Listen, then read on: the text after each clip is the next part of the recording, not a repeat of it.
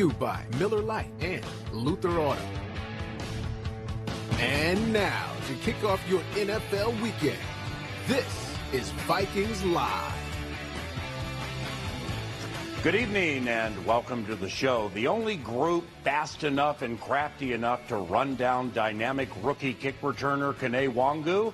Well, it's us here at Vikings Live as we handicap a game, a very winnable game against the Detroit Lions, and your host is Bonjour, Hobie Archie. Comment ça va, Powell Allen? Thank you very much for joining us here on Vikings Live as we get you ready for Sunday's matchup between the Vikings and the Detroit Lions. That's coming up later on this weekend. Thank you for joining us. I am Hobie Artigue along with Ron Johnson and Ben Lieber. And guys, there are must-win games and there are also can't-lose types of games. Seems like this one for the Vikings against the Lions, especially against a team still looking for its first win, kind of falls in both categories. I think this is a must-win. I think this is a must-win, and I do think that the way that you win counts. You know, if you squeak by like they did the first game, not good enough. I think that doesn't leave a very good taste in your mouth. Yes, it's a win. I think you have to win by more than a touchdown, hopefully 2 or 3 touchdowns. And a game-winning field goal attempt at the end of regulation might not be the case, Ron. Yeah, and you don't want that again. The thing about the way, and Ben brought up a good point, how you win, this is not like a bowl game where you're trying to win and get points. This is trying to get your team morale back because you're now out of the playoffs. You got the Washington football team in your sights. If your game, this game, and then to turn around and play on a Thursday, if this is close and you have to like have a drag-out, knockout fight, and you know the Steelers are going to be tired because they got to play the Ravens, and so that's what you don't want. You don't want to come out of this game beat up, bruised, and just feeling like, man, I can't believe we didn't blow the Lions out. Like you have to give the team some type of confidence going into this next game, especially after that game that they just played in San Francisco, where the opportunity was on the table, but it slipped away at the midway point of that game. And a lot of people are looking at the quarterback play once again because Kirk Cousins and Justin Jefferson were really connecting early on in the season, especially in those last 2 wins that they had. There's the stat that's out there. When Kirk throws over 275 yards in a game, the Vikings have only 1 loss. Whenever he doesn't do that, they're 0-5. Coincidence or something more to that? I think this is a pass-first team. Like, this team has to become pass-first. We know they have a running back, but look at teams like Peyton Manning had with Edgerrin James. You look at Joseph Adai. He threw the ball first. Reggie Wayne, Marvin Harrison. That's what these 2 receivers are like, in my opinion, with Justin Jefferson and Adam Thielen. You have 2 of the best, I think, that are going to go down in history just overall. Just, you know, people remembering them, remember what Justin Jefferson did. You have to still run the ball because, again, the coach always had a 1,000-yard running back. But they don't need to start the game running on 1st and 10 and getting 2 yards and then getting 1 yard and then now 3rd and 7. Throw. Go end up in 2nd and 1. Like, I think this is what this team needs to become. Yeah, I do. I agree with Ron. I think this is more of a pass-first operation. And I'm not saying that you abandon the run and it becomes a 2-to-1 ratio. I still think you can find the necessary balance. But like Ron's saying, and we've seen that in the last 2 or 3 games, they're throwing the football a little bit more on 1st down. And it doesn't have to be down the field, although it can be, and they have shown that. But we've seen a lot of hot throws to the outside, a lot of now passes to the outside. So those things act like runs. So you get the ball in your dynamic wide receiver's hands. They can make some plays. They pick up 5 or 6 yards. Then you can open up the playbook, still spread them out, still run the football, still get downhill with Alexander Mattison. Speaking of the run game, it doesn't look like Dalvin Cook is going to go after he got hurt in the Bay Area. But you bring up Alexander Mattison's name. He has 2 starts this season in place of Dalvin Cook, and he's looked really good whenever he's gotten those opportunities. Has had 32 carries in each of the 2 starts he had. That was against the Seahawks and also against the Lions, a team that he's probably going to start against. Again, 100-plus rushing yards. Also caught the ball really well out of the backfield, too. Between he and Kene Nwangwu, what do you expect that backfield to look like? What kind of damage can they do against the Lions defense? Well, I'm going to steal your take. I think you had a great point the other night that I think Mattison does a better job when he's got a whole week of practice to really practice the game plan, know where the defenders are going to be, and then go out there and produce. When he's the 6th guy off the bench, so to speak, in basketball terms, maybe not so great. You know, maybe he doesn't come with as much juice. I expect him to have a big game today, and I expect Kene to go out there and maybe in the not passing situations where he's got to think about his pass blocking, where Mike Zimmer said, that's where he's got to develop a little bit more.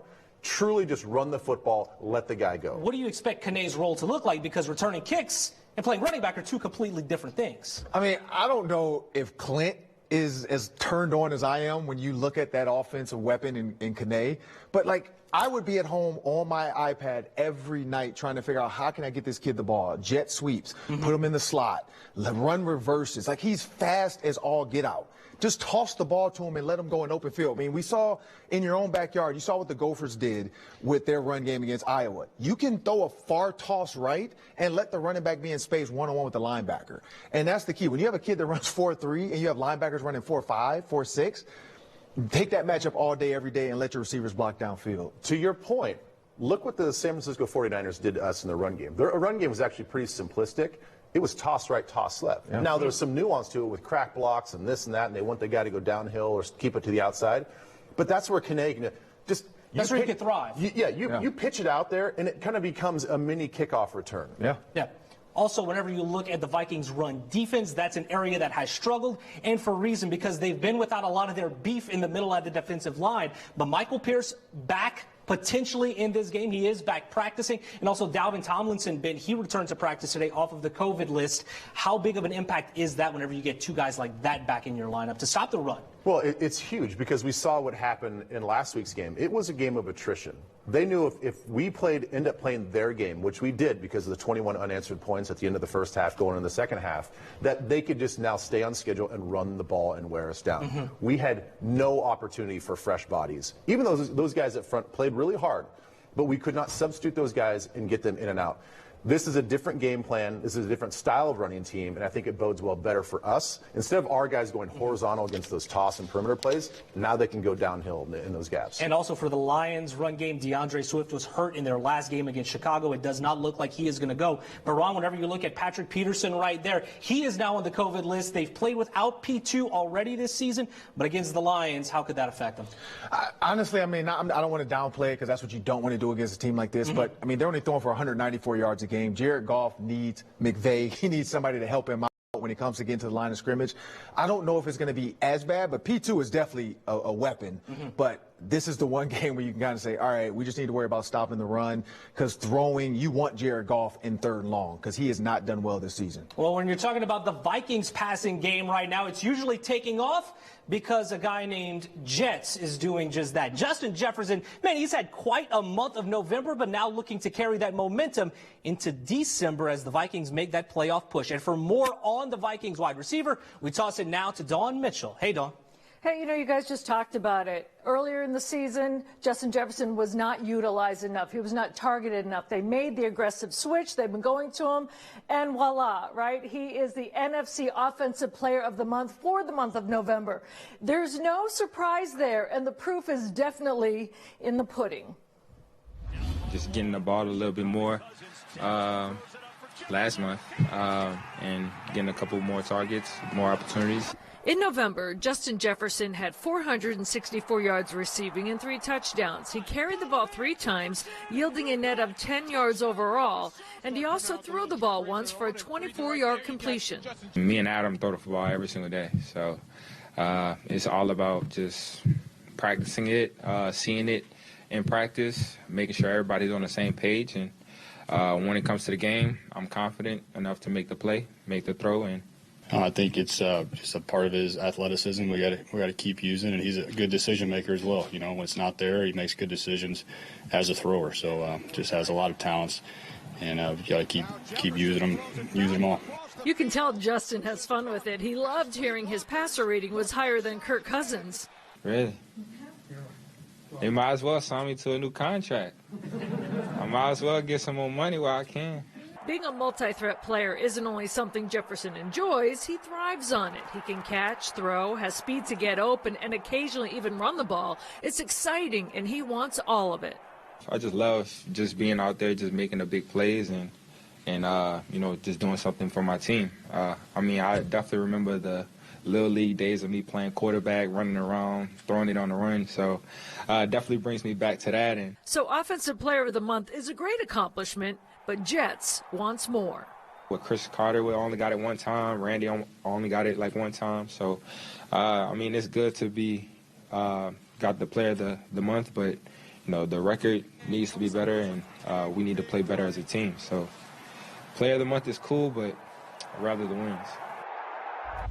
He would rather the wins. That's definitely the leadership in him speaking. And, you know, he says he's got to be careful. He really loves to throw the ball. He gets so excited if he's going to have one of those plays that he has to contain it so he doesn't give it away that he'll be doing that. And Hobie, you will like this. He is the first player out of LSU to win NFC Offensive Player of the Month. And he didn't know that. He's like, is that true? For real? So he was really excited about that. So, yes, another first for Jets.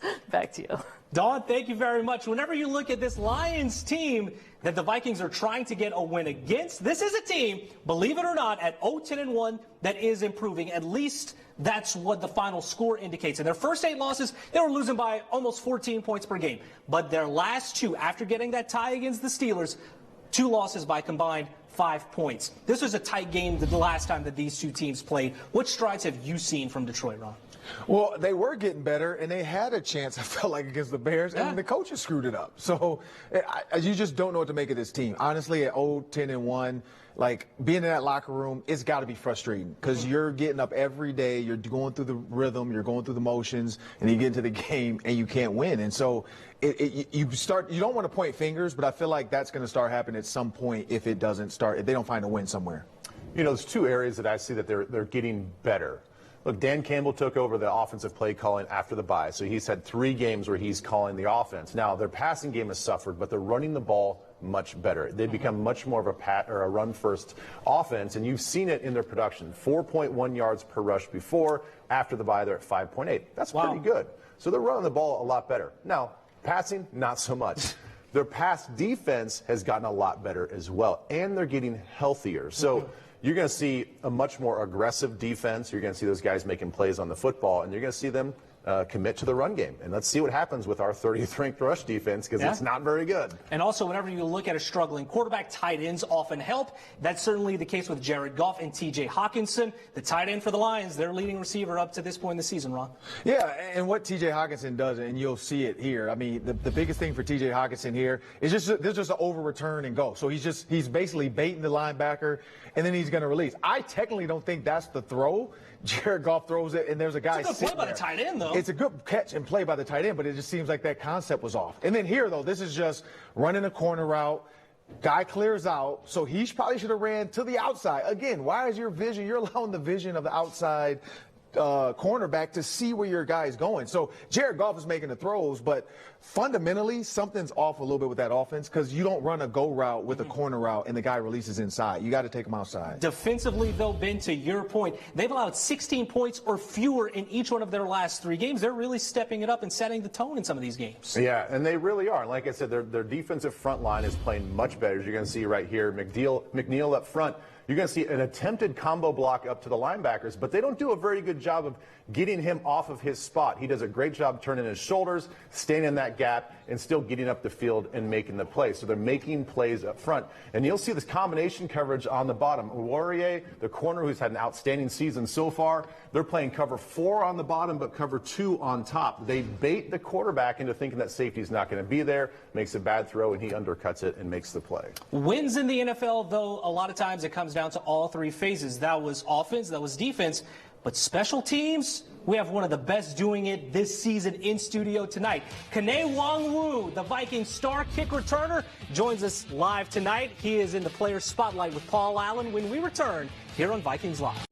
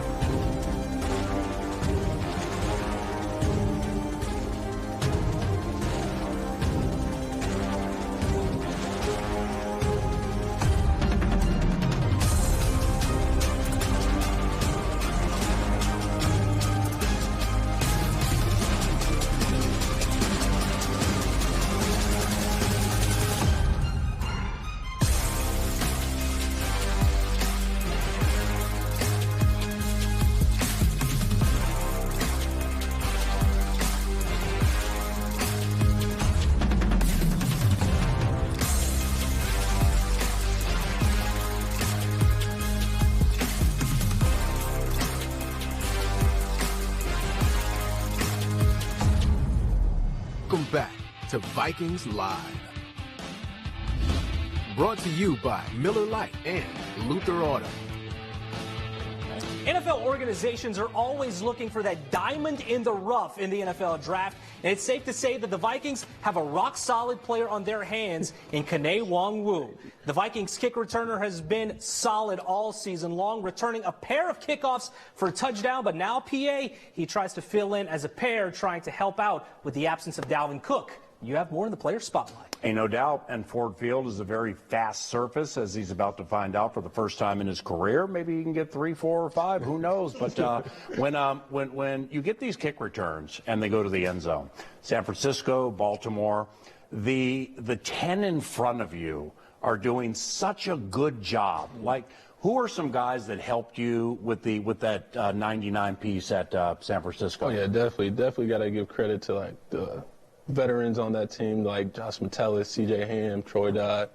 It's just, that's a difficult job blocking grown men running full speed, but, I can't do it without them.